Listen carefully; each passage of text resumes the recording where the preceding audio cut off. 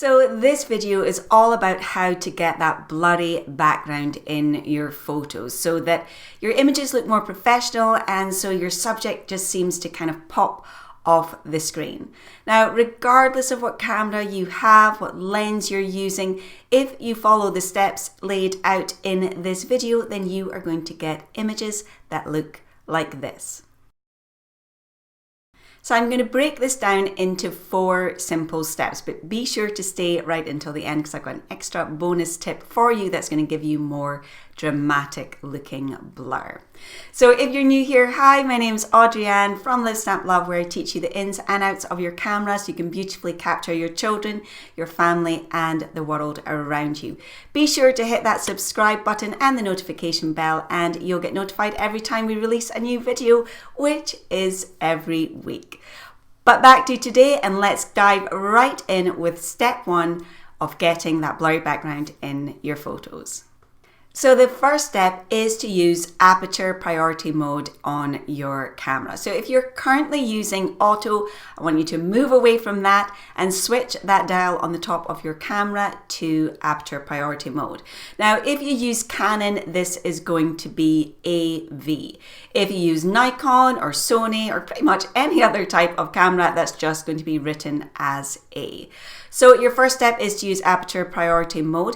If you're not yet using that mode, then I do have a download for you that I think you'll love. It's our aperture priority mode cheat sheet. In that, you'll learn more about aperture, shooting in aperture priority mode, plus you'll get some tips and tricks and ideas for settings. So if that sounds good to you, make sure you go to the description underneath this video and you'll see a link to go and download that. So step number 2 is to choose a small f number. Now your f number controls your aperture, which controls your depth of field. Now your depth of field is simply how much or how little of your scene is in focus. And in order to get that blurry background, we want to use a larger aperture to get that smaller area in focus. So on your camera, I want you to move your aperture dial and choose something like f2.8. Now, if you have a lens that is capable of shooting with a wider aperture, such as f1.4 or f1.8, I still want you to stick around f2.8. It's just going to ensure that you get a sharper image, especially if you're not confident in your focusing abilities. Now, if you have something like the kit lens and that doesn't allow you to use as small an f number as f2.8, maybe the maximum you can go is to f3.6, in which case that's absolutely fine. Just use something like f3.6 or as small a number as your lens will allow. In fact, in the comments below, let me know what lens you're going to be using this with and what your maximum aperture is going to be. Now, I'm going to show you a couple of examples that is going to show you the difference just by using a different aperture. So this first image was taken at f7.1 and you can see that the background is kind of clear. We don't really have much background blur there. Compare it to this example where the image was taken at f2.8 and you can see we already have some background blur there. So that difference just in our aperture and that f number that we use has a big difference on how much blur we can get in our background. But there are some other things that we can do to maximize that blur, particularly if we can't use that large an aperture like f2.8. We maybe have to use something like f4.5 or f3.6. So the third step is to pull your subject away from the background. Now, it doesn't matter if you're using a really large aperture number, getting that smaller depth of field.